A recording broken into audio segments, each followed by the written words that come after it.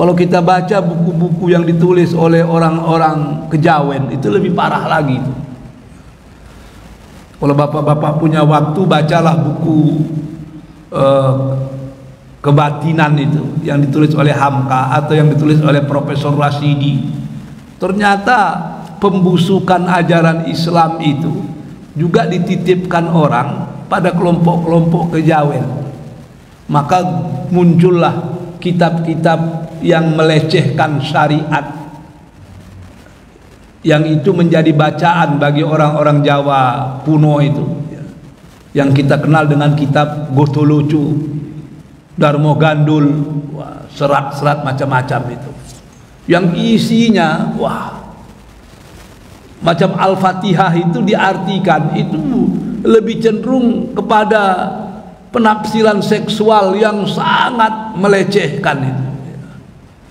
Nggak patutlah kita bicarakan di sini bagaimana mereka membicarakan tentang surah Al-Fatihah saja dengan kata-kata yang sangat jelek sekali. Kalau kita baca buku-buku Darmo Gandul, Gotoloco, itu memang merusak Islam. Maka wajar banyak orang-orang kejawen itu yang memandang Islam sangat sinis, karena yang dibaca mereka adalah buku-buku agama yang justru melecehkan ajaran Islam.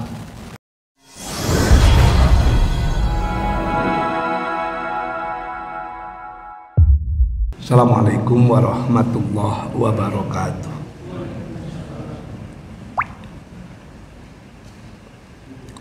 Alhamdulillahillazi anzala as-sakinata fi qulubil mu'minin. Asyhadu an la ilaha illallah wa asyhadu anna Muhammadan abduhu wa rasuluh la nabiyya ba'dah.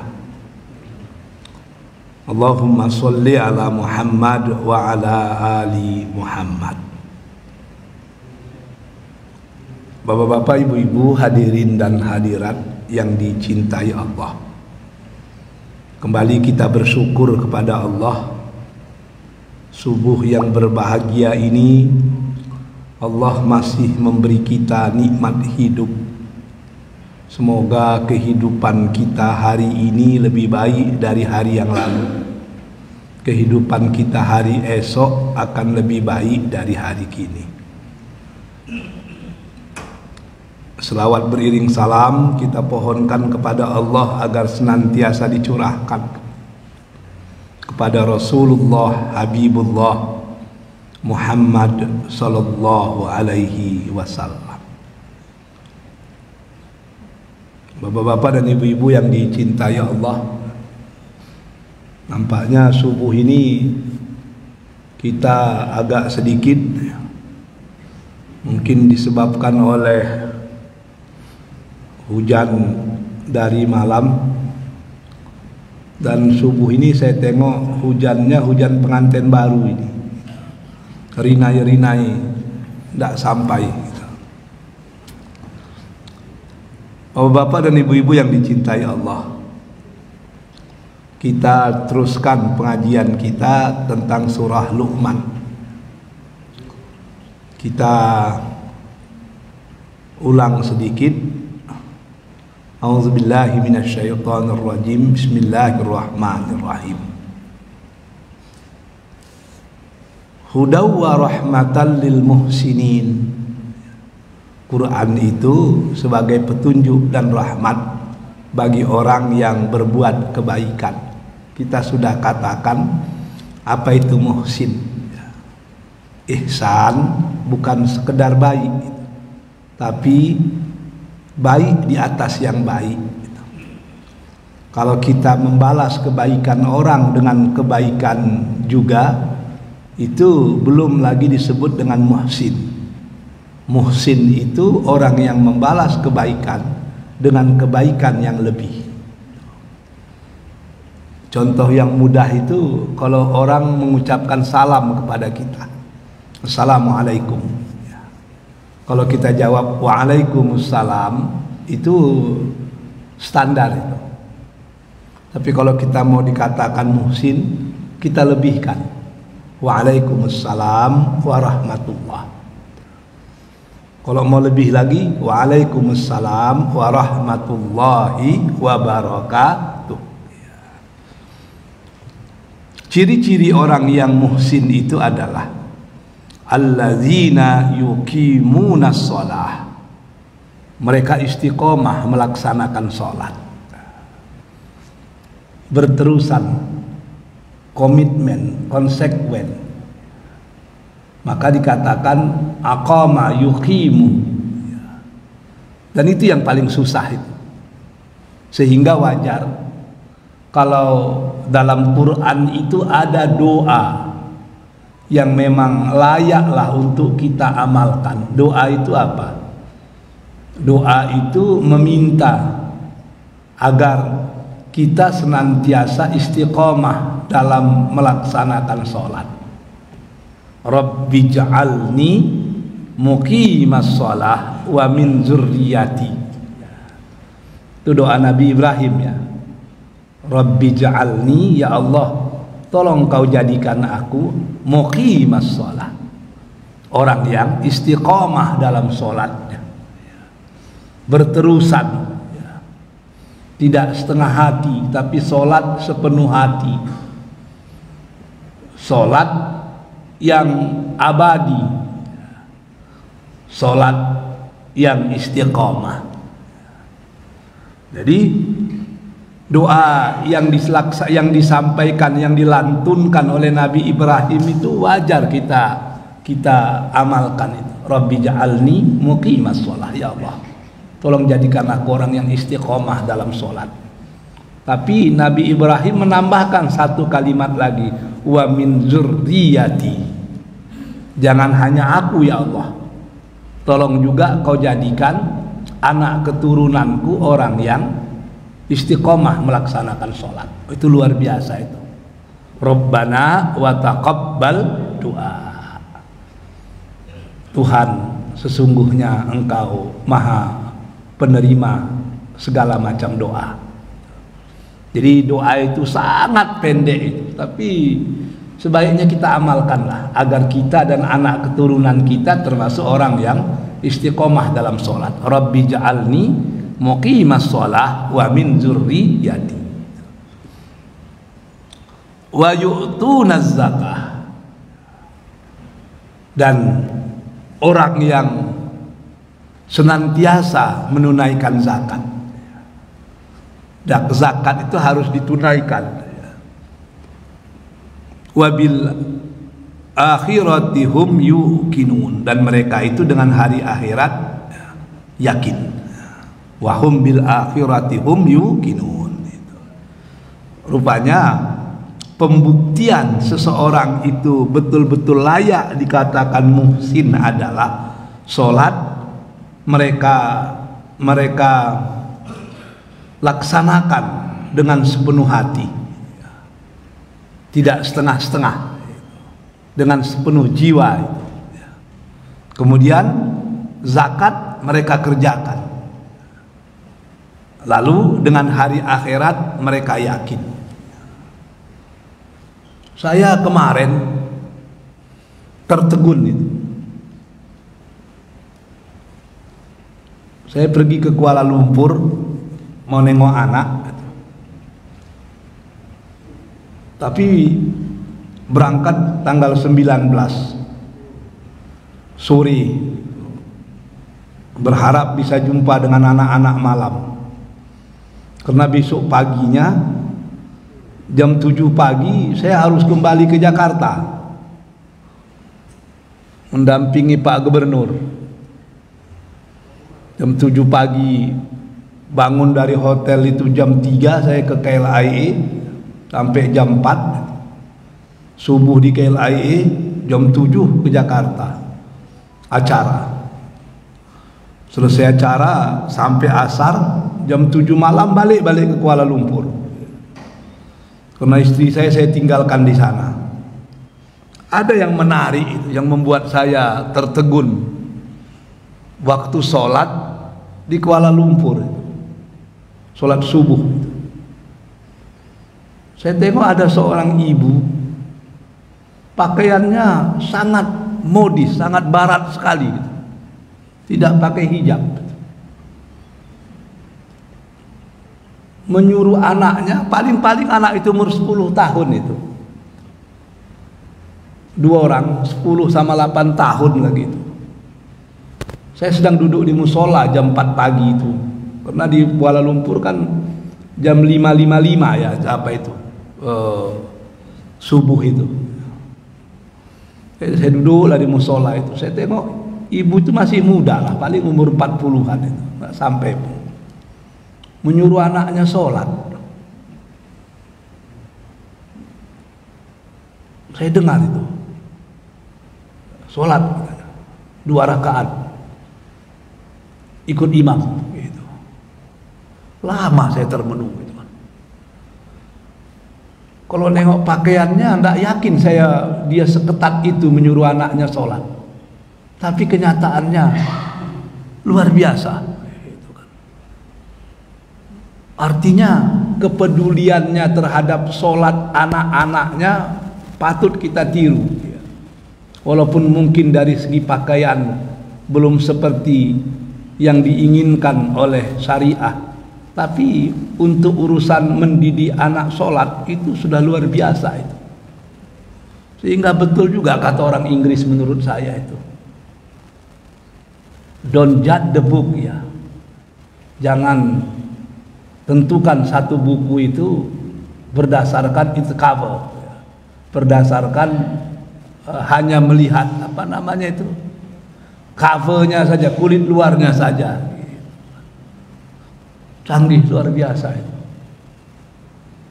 Artinya kalau orang seperti itu masih sangat peduli terhadap anak-anak, bagaimana dengan kita yang sudah rajin ke masjid, rajin pengajian, seharusnya tentu lebih peduli lagi.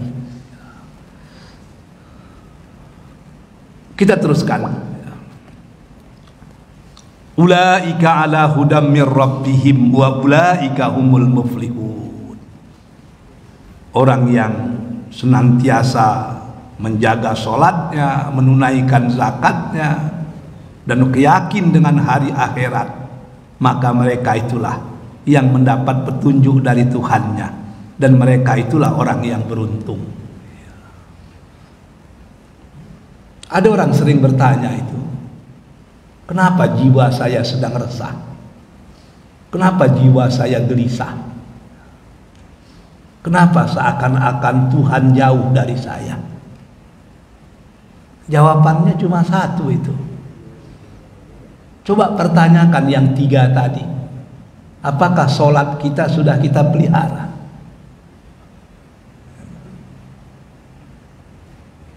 Ada ulama menyatakan, engkau itu tergantung kepada sholatmu.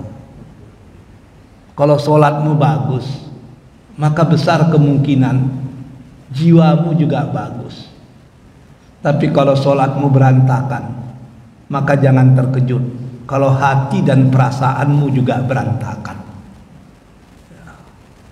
Maka seorang ulama Mesir itu pernah bercerita, kalau ingin bagus hidupmu, baguskanlah sholatmu. Jadi sholat yang kita lakukan itu lambang terhadap kehidupan kita. Kalau kita betul-betul memperhatikan sholat dengan baik, maka itu tanda-tanda kalau kepribadian kita juga baik. Ada ungkapan yang cantik itu, perbaiki sholatmu, Allah akan memperbaiki hidupmu. Itu luar biasa itu. Maka kalau kita mau hidup kita bagus, ya perbaiki sholat kita. Nanti Allah punya cara sendiri untuk memperbaiki kehidupan kita. Tidak cukup sholat, wa yu'tunaz zakah, tunaikanlah zakat itu. Kita ini disuruh menjadi pribadi-pribadi pemberi. Rasul bilang itu, jadilah orang yang senantiasa tangan di atas, bukan tangan di bawah. Karena falsafah hidup kita how to give more, not how to take more. Bagaimana bisa memberi yang terbaik, bukan bagaimana mengambil yang terbaik. Orang Islam itu orang yang dalam pikirannya khairun nas anfa'uhum linnas. Bagaimana dia bisa menjadi orang yang bermanfaat, tidak orang yang memberi mudarat. Jadi orang Islam itu harus menjadi subjek, dia menjadi pemberi manfaat. Tapi sayang orang Islam di Indonesia sekarang tidak pemberi manfaat, tapi banyak yang menjadi orang yang dimanfaatkan saja bagi orang lain. Itu yang paling sakit itu. Jadilah subjek, jangan jadi objek. Jadi pemberi manfaat, jangan pemberi mudarat, tapi jangan pula orang yang senantiasa dimanfaatkan bagi orang lain. Kalau mau pemilu, didekatilah orang Islam. Selesai pemilu, orang Islam ya baliklah seperti dulu. Itu kasihan. Kita menjadi objek, tidak pernah menjadi subjek.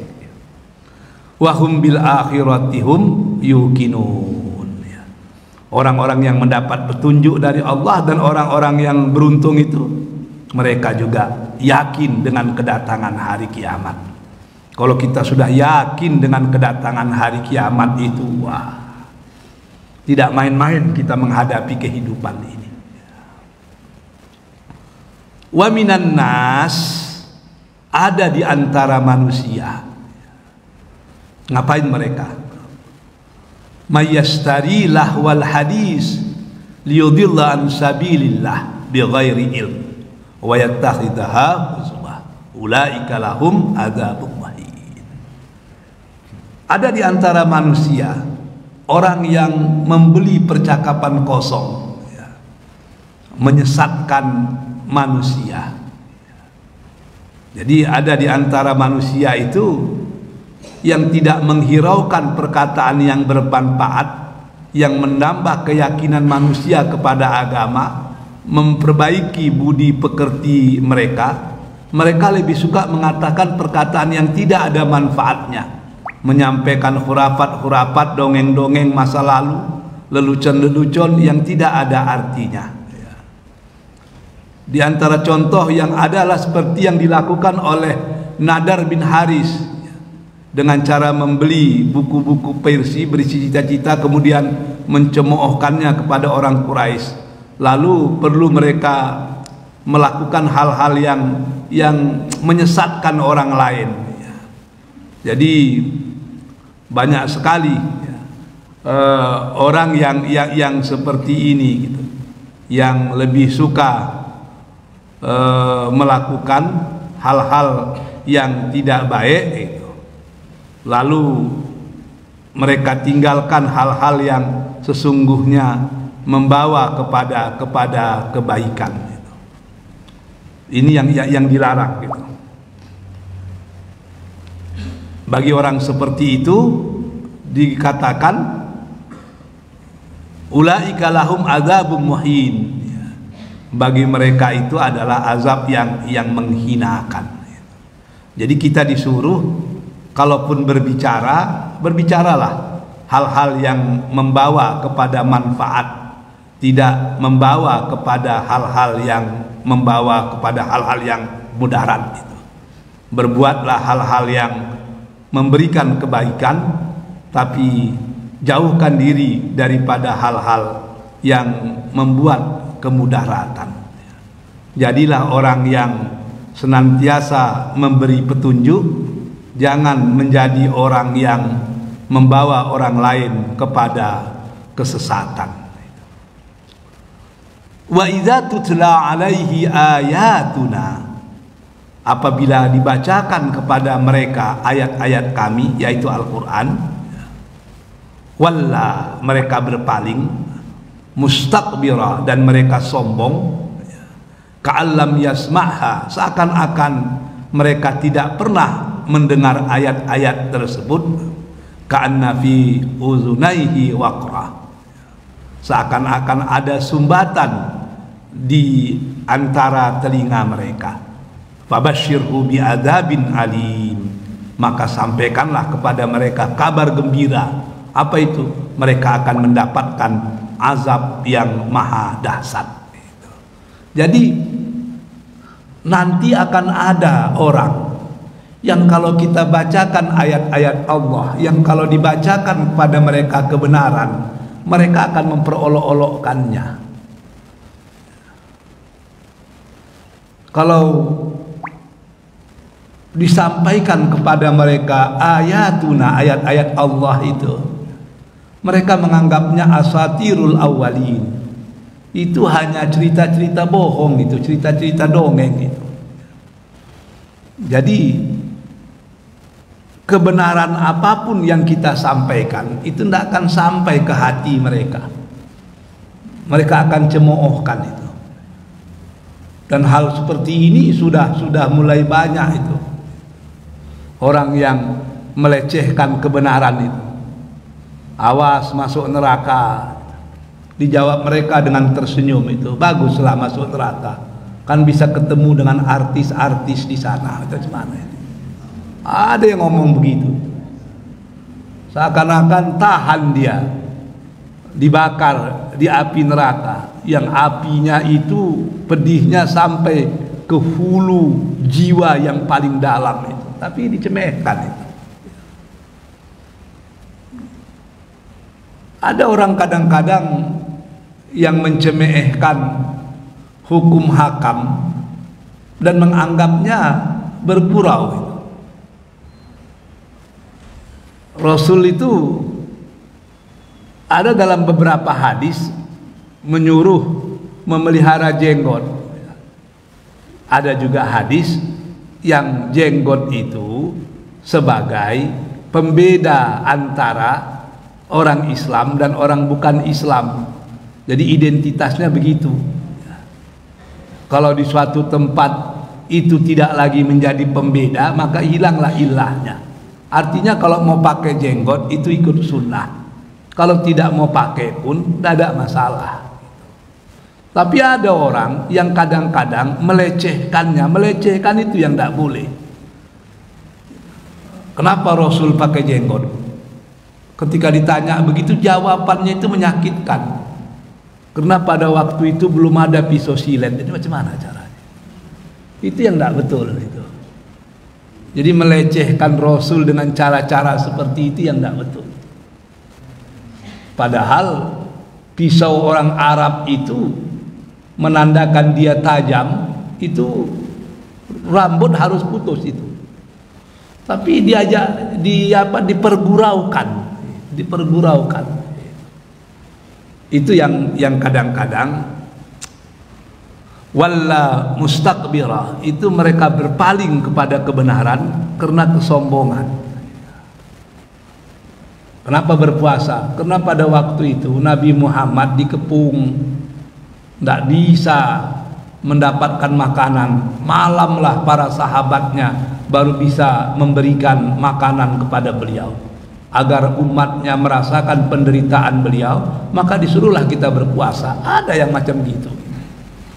Itu yang mengejek itu, yang memperguraukan ayat-ayat Allah itu.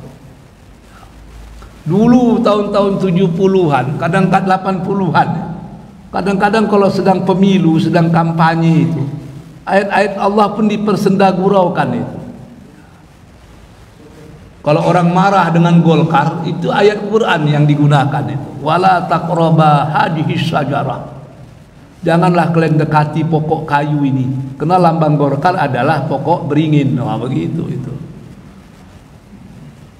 Saking marahnya orang dengan ABRI pada waktu itu, ada pula yang menggunakan ayat Quran itu. Ta'awanu 'alal birri wat taqwa wala ta'awanu 'alal abri wal uswan. Itu kan macam-macam itu. Macam-macam dulu itu. Jadi apa namanya itu? Atiullah wa atiur rasul wa ulil abri minkum. Begitulah kadang-kadang itu kan tidak boleh gitu. Jadi jangan dibawa-bawa ayat Quran itu untuk kepentingan-kepentingan sesaat, itu tidak boleh. Dulu macam-macam itu. Jadi ada di antara manusia itu yang menolak ayat-ayat Allah karena mereka itu berpaling, tidak mau ikut, tapi juga karena menyombongkan diri. Padahal seakan-akan ka'allam yasma'ha, seakan-akan mereka tidak pernah mendengarnya. Seakan-akan di telinga mereka itu ada penutup, tidak mau menerima kebenaran. Maka berilah kabar gembira kepada orang seperti itu bahwa mereka akan diazab dengan azab yang maha pedih. Kelompok-kelompok orientalis barat itu selalu mempersendakan ayat-ayat Quran itu. Tapi sebetulnya bukan hanya barat. Kalau kita baca buku-buku yang ditulis oleh orang-orang kejawen, itu lebih parah lagi. Kalau bapak-bapak punya waktu, bacalah buku kebatinan itu yang ditulis oleh Hamka atau yang ditulis oleh Profesor Rasidi. Ternyata pembusukan ajaran Islam itu juga dititipkan orang pada kelompok-kelompok kejawen. Maka muncullah kitab-kitab yang melecehkan syariat, yang itu menjadi bacaan bagi orang-orang Jawa kuno itu, yang kita kenal dengan kitab Gotoloco, Darmo Gandul, serat-serat macam-macam itu, yang isinya macam Al-Fatihah itu diartikan itu lebih cenderung kepada penafsiran seksual yang sangat melecehkan itu. Nggak patutlah kita bicarakan di sini bagaimana mereka membicarakan tentang surah Al-Fatihah saja dengan kata-kata yang sangat jelek sekali. Kalau kita baca buku-buku Darmo Gandul, Gotoloco, itu memang merusak Islam. Maka wajar banyak orang-orang kejawen itu yang memandang Islam sangat sinis, karena yang dibaca mereka adalah buku-buku agama yang justru melecehkan ajaran Islam. Kita teruskan. Innal ladzina amanu, sesungguhnya orang-orang yang beriman, wa amilus shalihat, dan orang-orang yang melakukan amal-amal kebajikan, lahum jannatun naim, bagi mereka itu surga yang penuh dengan kenikmatan. Ternyata iman saja tidak cukup, harus ada amilus shalihat. Iman itu harus dibuktikan dengan amal kebajikan. Ada orang menyatakan dirinya beriman tapi tidak sholat, itu masalah itu. Di kalangan orang-orang kebatinan itu biasa itu, karena bagi mereka antara perbuatan dan keimanan itu tidak saling berdekatan.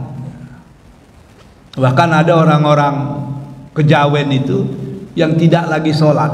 Kalau ditanya kenapa tidak sholat, hakikat sholat itu adalah lizikri aqimus shalah, didirikanlah sholat itu untuk mengingatku. Maka inti dari sholat itu ingat, eling manunggal kaula Gusti. Kalau kita sudah ingat dengan Allah, yang nggak perlu sholat lagi. Lalu kenapa Rasul menyuruh sholat? Rasul menyuruh sholat kepada para pemula, orang yang level basic, orang yang level intermediate. Kalau kita sudah advance, itu nggak perlu sholat lagi. Wah, itu kan susah itu. Jadi bagi mereka yang penting adalah eling. Kenapa mesti sholat?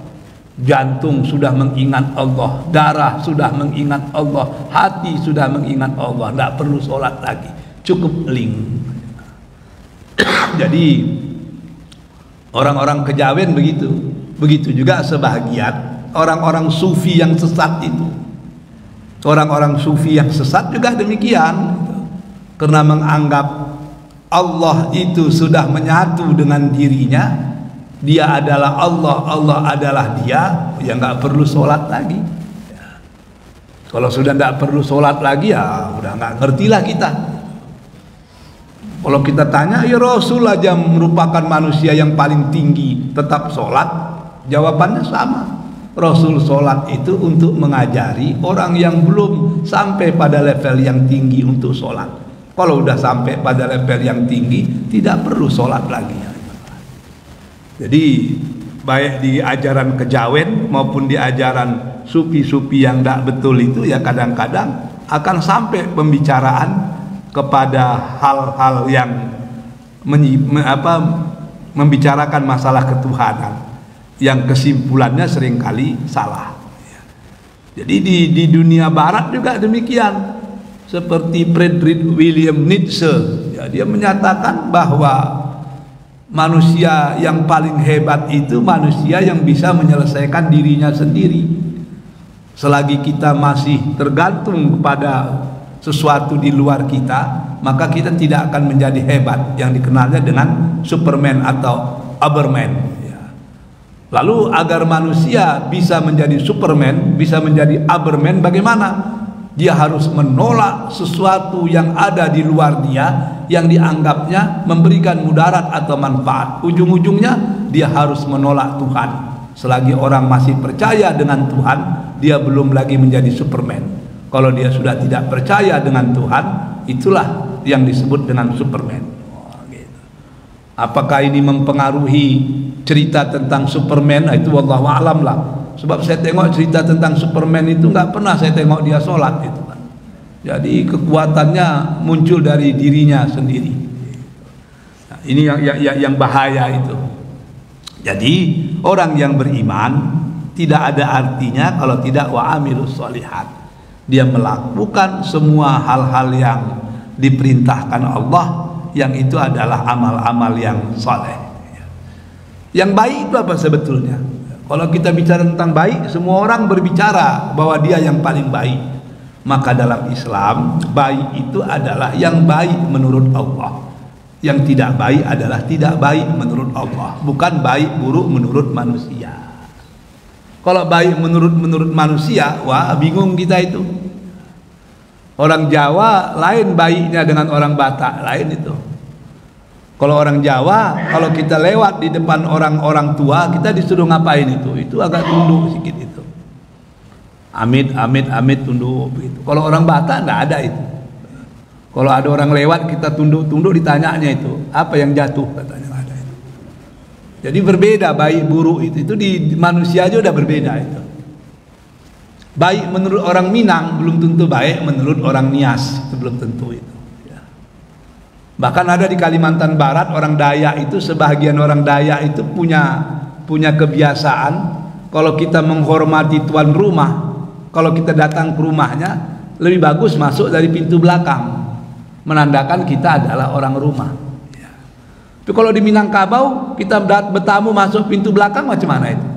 Oh, tidak dianggap pencuri kita itu. Jadi luar biasa itu. Kalau orang Minang basa-basi itu yang tinggi. Kalau orang Batak tidak ada basa-basi itu. Orang Minang walaupun dia makan sepiring nasi, sepiring itulah yang ada di rumahnya. Kalau ada orang lewat tetap diajak makan itu. Singgahlah makan dulu. Nah, gitu. Tapi kalau kita singgah, kita makan, itu dianggap tidak beradat, kita tidak tahu bahasa basi itu. Kalau orang Batak lain itu. Kalau nggak ada ya nggak ada, nasiku sepiring jangan kau makan pula, ya, begitu orang Batak itu. Jadi berbeda. Jadi kita di Indonesia saja baik dan buruk itu berbeda, apalagi kalau sudah dunia. Agar baik dan buruk itu satu konsep yang sama, itulah perlunya agama. Agama itu menyatukan persepsi manusia tentang baik dan buruk. Saya punya murid dulu itu, orang Malaysia, Datuk Adnan Osman, orang Terengganu, ya. Pernah jadi duta besar di Australia, duta besar di Cina, pernah di Saudi. Mula-mula saya ngajar anak-anaknya, dia biasa-biasa aja, tapi makin lama akrab itu. Terakhir dia ngomong dengan saya, Ustaz, kami orang Terengganu ini sebetulnya banyak asalnya dari Indonesia, katanya. Dari mana? Atuk-atuk saya dari Pulau Jemaja. Oh, Jemaja. Jemaja terempak ya. Jemaja. Terkejut saya. Saya tengok dia apa di peta, memang betul itu di ujung Terengganu itu langsung ke Cina Selatan, itu langsung ke terempak itu. Jadi dia bilang datuk-datuk dia dari Jemaja. Jadi saya pernah bertanya dengan dia, kenapa datuk pulang? Kan lebih enak tinggal di Australia. Datuk duta besar di sana. Oh iya, katanya. Kalau mengimutkan perasaan, saya lebih suka tinggal di Australia. Dan orang macam saya itu mudah dapat permanent resident. Kenapa balik ke Malaysia? memikirkan anak-anak. Kenapa gitu? Anak perempuan saya, dia pulang sekolah nangis, katanya. Kenapa? Dicemehkan, diejek oleh kawan-kawannya. Kebetulan anaknya waktu itu udah umur 17 tahun itu kan. Jadi dia pulang ke rumah nangis itu. Kenapa nangis? Diejek kawan-kawan. Kenapa? Kawan-kawannya nanya, kamu udah pernah berhubungan suami istri dengan pacarmu? Enggak. Haram menurut agama. Umur berapa? 17 tahun. 17 masih perawan. Wah, diketawai gitu, coba gitu. Saya pikir Australia ini bagus luar biasa, tapi untuk urusan-urusan begini ya saya rasanya belum mampu. Kalau di dunia Islam, oh itu lucu kalau orang belum nikah sudah melakukan hubungan suami istri. Tapi di negara barat udah umur 17-18 belum melakukan, itu dianggap lucu itu. Jadi mana yang benar sebetulnya? Nah, itu kan susah. Maka yang benar itu adalah apa yang dikatakan Allah benar, yang salah itu apa yang dikatakan Allah salah. Gitu. Jadi innallazina amanu wa amilus shalihat lahum jannatun na'im. Sungguhnya orang beriman dan mengerjakan kebajikan, bagi mereka surga-surga yang penuh dengan kenikmatan.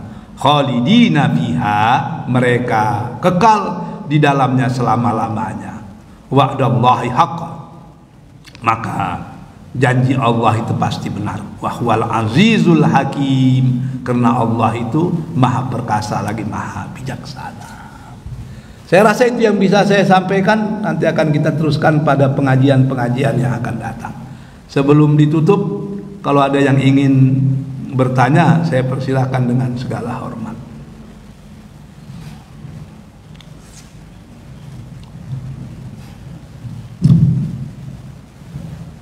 Assalamualaikum warahmatullahi.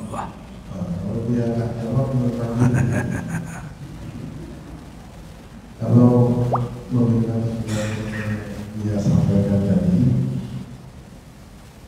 sepertinya zaman Rasulullah itu harus ada satu perubahan yang luar biasa yang ditunjukkan dalam surat Al-Baqarah. Tapi kalau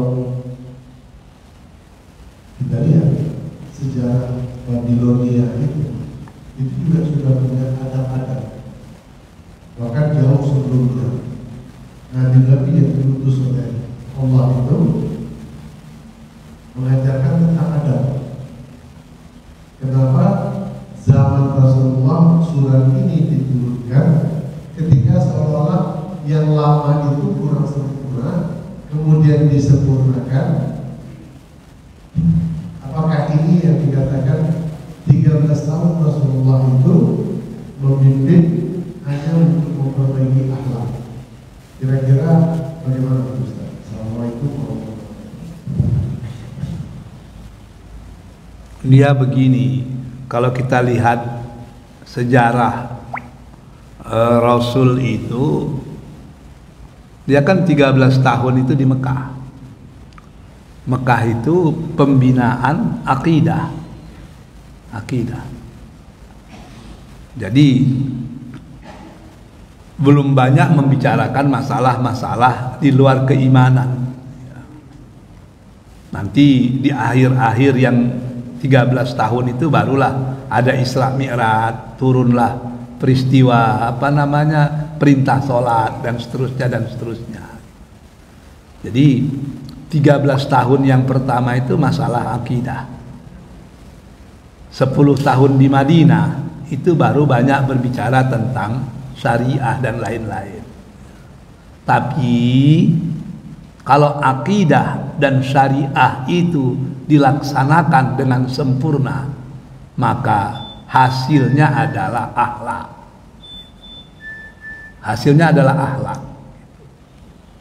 Kenapa demikian? Akhlak itu harus berbasis akidah. Kalau tidak, orang yang pertama masuk Islam, masuk surga itu adalah Abu Thalib.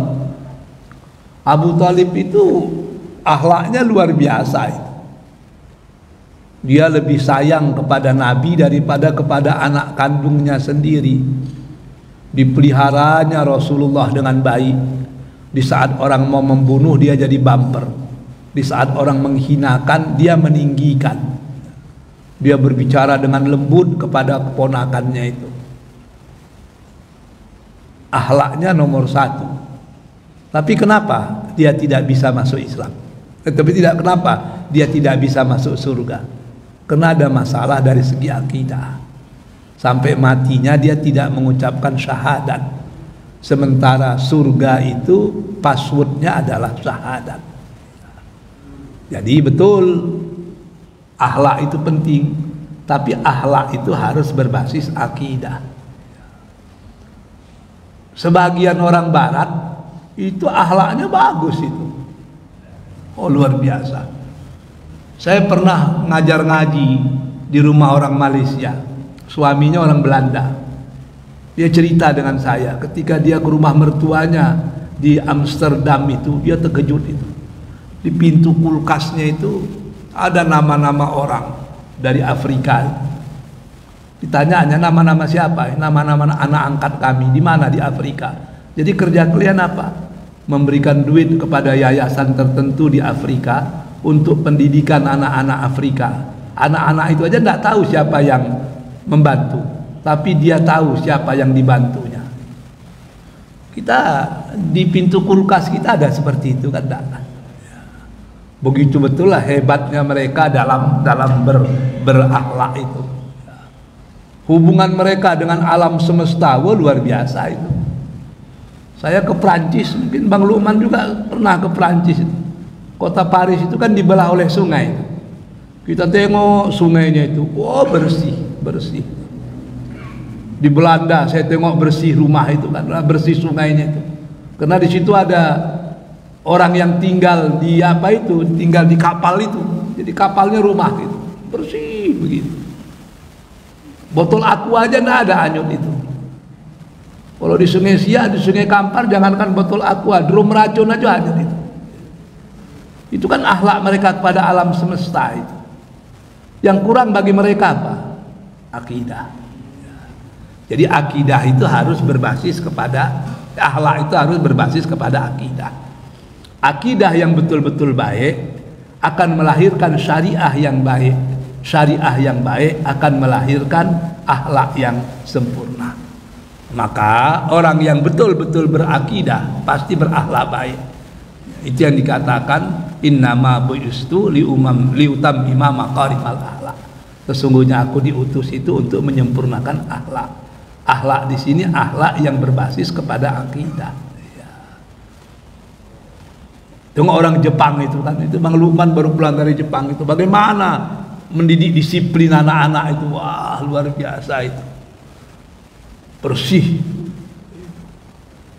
Tapi tidak berbasis akidah, berbasis budaya, sehingga dari satu segi mereka bagus, dari segi yang lainnya tidak. Gitu. Contoh di Jepang itu mayoritas orang sebelum menikah itu kumpul kebo dulu itu, dan kumpul kebo itu dianggap baik. Gitu. Nah kan masalah jadinya kan. Karena itu merupakan arena untuk saling mengenal. Kalau 4-5 tahun kumpul kebo nampaknya cocok baru menikah. Macam mana kira-kira itu? Kalau kita punya anak perempuan lah dibuat macam itu kan masalah itu. Semudah itu, tidak ada rasa tanggung jawab, rasa apa. Tapi bagi mereka itu baik gitu. Bagi kita tidak gitu. Karena moral atau etika mereka tidak berbasis kepada akidah. Sama dengan ekonomi Islam. Ekonomi Islam itu kalau kita tengok tokoh-tokoh ekonomi itu yang muslim lah, baik itu Manan, Siddiqi, macam-macam itu kan tetap meletakkan akidah, tauhid. Istilahnya tauhid. Sesudah tauhid baru ta'aruf. Setelah ta'aruf baru ta'awun, setelah ta'awun baru takaful, setelah takaful baru tijarah. Jadi tauhid dulu, berbisnis dari segi tauhid. Dan bisnis itu harus ta'awun, ta'aruf untuk saling mengenal, ta'awun saling menolong, takaful saling melindungi, barulah tijarah kita berbisnis gitu. Kenapa banyak kredit macet? Karena tauhidnya tidak ada itu. Banyak orang yang pinjam dengan tiba-tiba lari macam-macam itu kan. Dianggapnya kalau lari dari dunia ini seakan-akan bisa lari di akhirat nanti akan masalah. Tapi kalau berprinsip pada tauhid, wah itu aman, itu tidak akan ada kredit macet. Kalaupun terjadi apa-apa dia melapor kepada pihak bank. Ya. Itu yang disebut dengan loss and profit sharing itu. Jadi betul, ya, tapi setahu saya 13 tahun di Mekah itu pembinaan akidah. Maka ayat-ayatnya pendek-pendek dan hampir semua ayatnya itu berbicara tentang keyakinan. Maka juzuk 30 itu rata-rata kita kata-kata ayat-ayat makkiyah dan rata-rata juga berbicara tentang akidah. Qul huwallahu ahad, qul a'udzu birabbil falaq, qul a'udzu birabbin nas, al-qari'ah, macam-macam lah itu. Silakan ada tambahan. Yang pertama belum dijawab, Ustaz. Jadi ketika zaman-zaman dahulu yang nabi-nabi itu, zaman-zaman Babilonia itu akhlaknya atau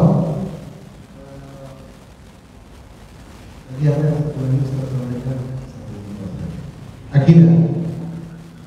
Jadi yang lebih dulu ketika zaman-zaman nabi-nabi sebelumnya, apakah mereka itu tidak memakai akhlak atau hanya memakai akidah? Iya,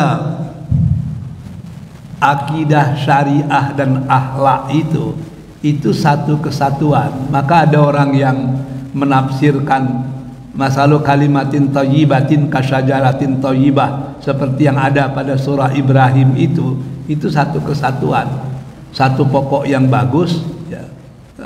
Itu kalimat yang bagus seperti pokok yang bagus. Asluha sabit, akarnya kokoh, wa far'uha fis sama, tu'ti ukulaha, dan seterusnya. Jadi ajaran Islam itu di surah Ibrahim itu digambarkan seperti pokok kayu. Akarnya itulah akidah, harus kokoh. Dari agar yang kokoh lahirlah batang yang kokoh pula, itulah syariah. Lalu muncullah buah-buah, itulah akhlak. Buah itulah yang dimakan orang. Artinya akhlak itulah yang akan lebih dahulu diperlihatkan oleh orang. Orang tidak melihat akidah kita karena akidah al-iman hahuna, akidah itu di dada itu. Syariah orang tidak peduli, tapi orang lebih peduli kepada akhlak kita. Cuman dalam Islam itu nggak bisa dipisahkan. Akhlak yang bagus itu karena syariah yang bagus. Syariah yang bagus itu karena akidah yang bagus. Maka akidah yang bagus dia akan melahirkan akhlak yang mulia. Ya.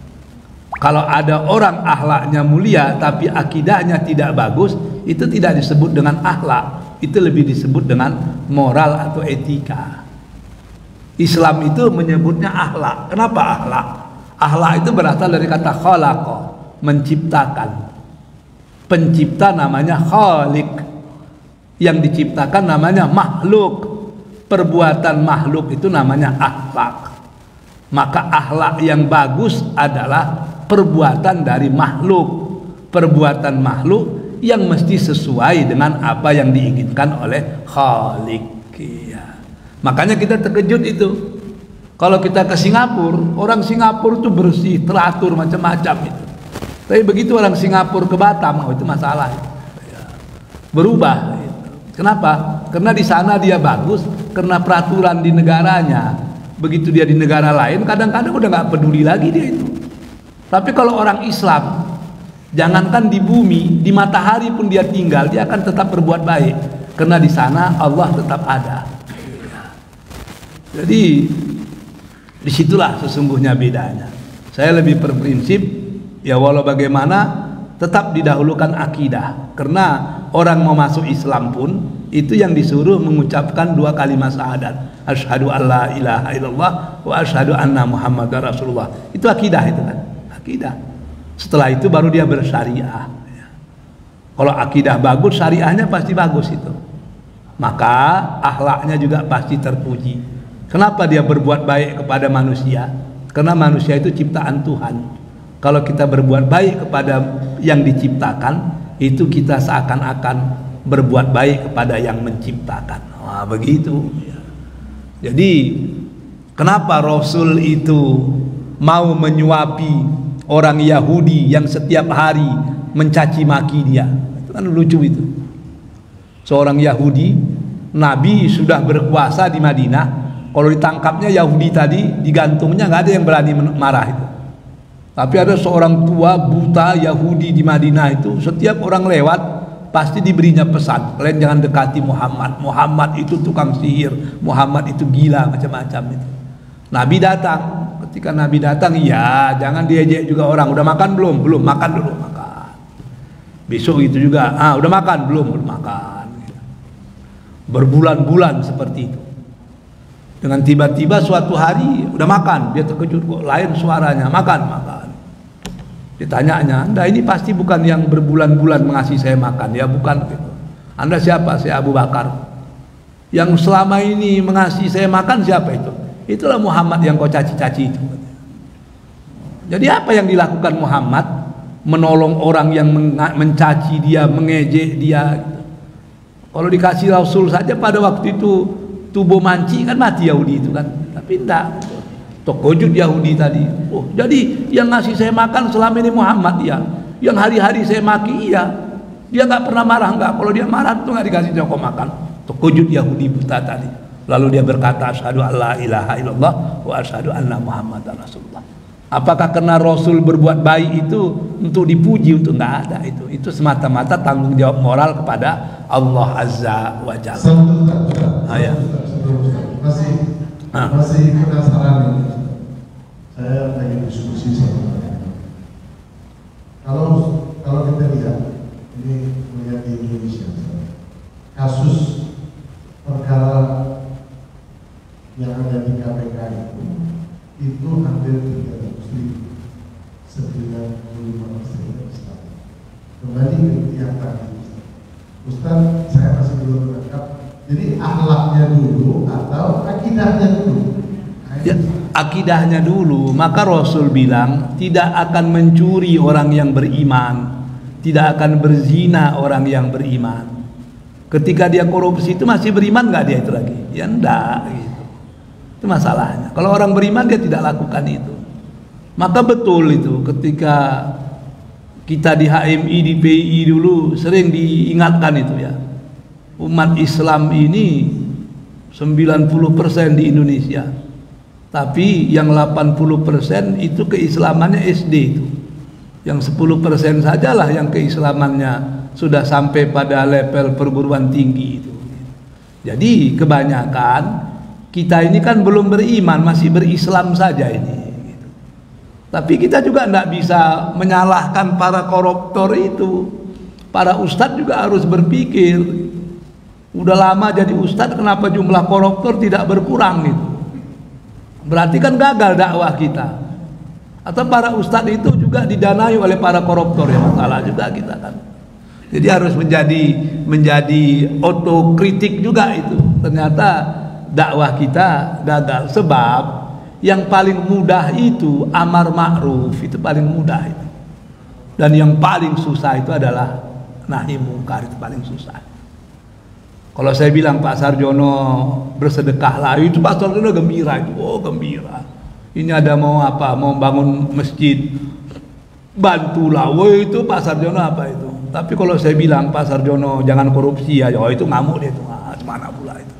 Jadi melarang itu berat, menyuruh itu mudah. Maka kalau berjumpa dengan pejabat, ajak aja dia berbuat baik, itu ikut dia itu. Tapi jangan larang dia buat mungkar, itu masalah itu. Sebab melarang itu yang paling susah itu. Kalau kita bilang, saya sudah selalu juga bilang dengan adik-adik kita yang di DPR, SPJ kalian jangan fiktif. Kalau kerja 3 hari aja, jangan bikin pula 2 hari gitu kan.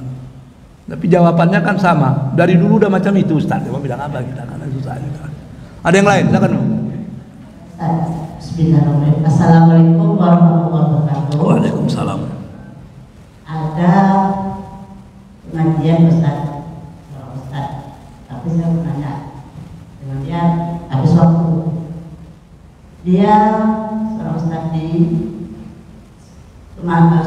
terutama di jenazah Ustaz dari 2009 sampai sekarang hampir 15 tahun. Jadi dia bulan ini ada kejadian aneh, katanya dia memandi jenazah Ustaz. Yang pertama sakratul mautnya hampir 3 bulan. Yang kedua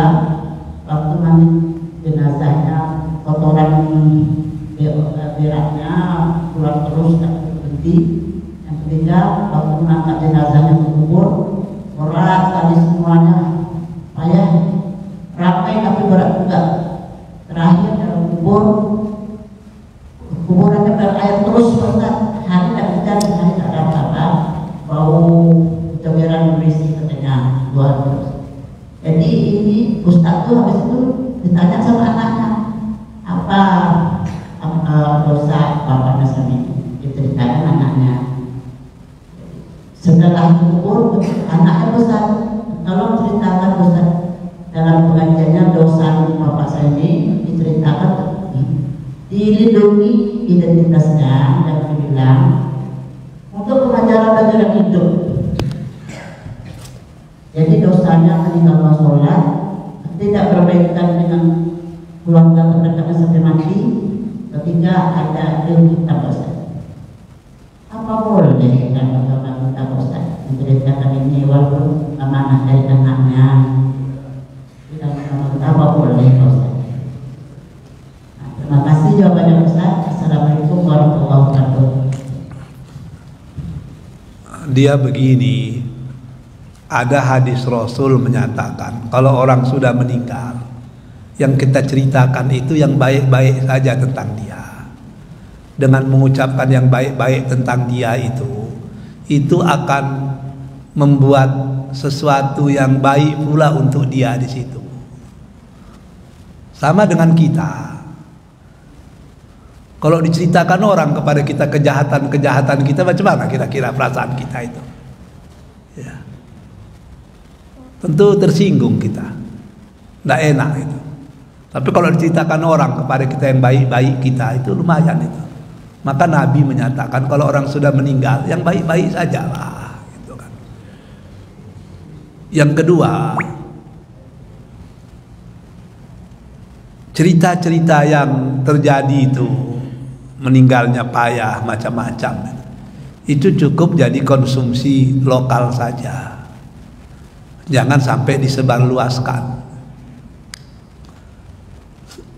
Ada kawan saya di Muhammadiyah College di Singapura itu, dia pernah protes itu. Dia bilang dengan saya, bisa nggak TV-TV Indonesia itu menyiarkan cerita-cerita yang baik-baik sajalah? Kenapa? Saya bilang, ini cerita Indonesia menceritakan kalau orang buat dosa, mabuk, berzina, matinya susah, dalam kuburnya payah begitu. Sehingga orang-orang Cina di Singapura malas masuk Islam. Kenapa? Sebab kalau orang Islam mabuk nanti matinya payah begini begitu. Sementara orang Cina kan pemabuk gitu masalahnya. Sementara kalau dia nggak Islam, matinya biasa-biasa aja, nggak ada ribut-ribut. Jadi akhirnya tujuan kita untuk membuat orang takut, ternyata betul-betul takut orang jadinya gitu. Jadi itulah, nggak usah masuk Islam, nanti kau pemabuk nanti payah mati, diazab, dikubur, kan jadi masalah jadinya kan. Apakah betul seperti itu? Kan enggak juga gitu. Padahal kita kan disuruh berprasangka baik. Ada orang sekaratul mautnya lama begitu. Ingat loh, semakin lama dia begitu, semakin habis dosa-dosanya itu.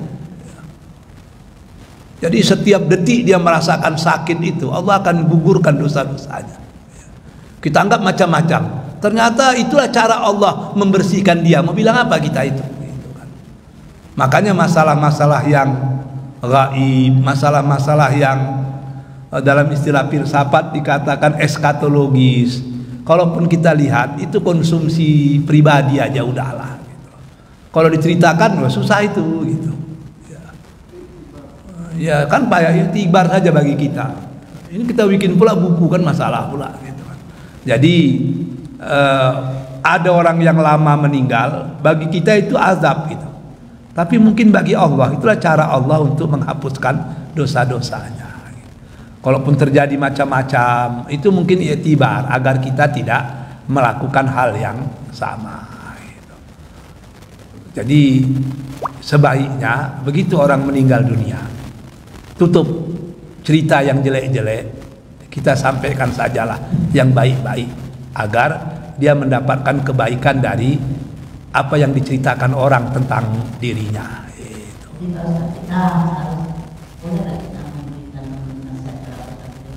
orang yang kita udahlah begitu sajalah ya, keep silent habis gitu kan, jangan diceritakan lagi gitu. Iya, di dinasihati Ustaz tadi.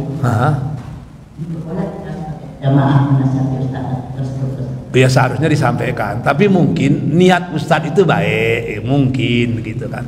Tapi sama dengan orang Singapura tadi, niat sutradara Indonesia bikin cerita-cerita itu baik supaya orang nggak mabuk, nggak begitu. Tapi ketika orang pemabuk melihat, bahkan masalah gitu, kok nggak bisa masuk Islam ini, nanti payah matiku dikubur nanti digigit ular gitu kan. Sementara kalau aku ndak Islam aman-aman saja mati katanya.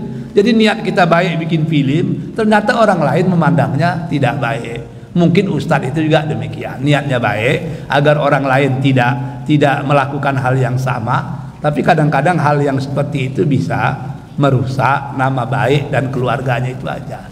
Wabillahi taufiq wal hidayah. Assalamualaikum warahmatullahi wabarakatuh.